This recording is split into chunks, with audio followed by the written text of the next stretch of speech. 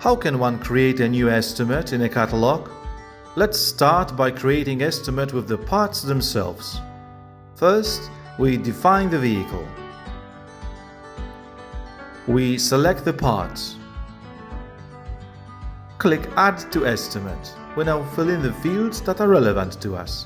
A mandatory field is Customer. At this stage, we can edit the price of the product and add it to the estimate. Let's click the Open Estimate and select Edit Estimate. Here too, we can edit the price of the product. We can also add our own goods or own services from here. For example, let's add an own item.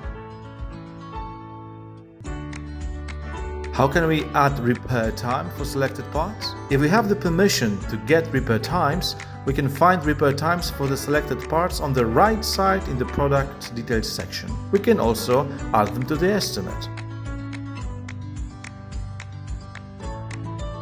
We can also add these times when adding the product to the estimate.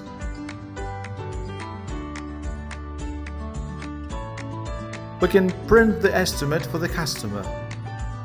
Where do the workshop's contact information, logo and repair fees come from in the estimate? We can define this data in the Settings panel.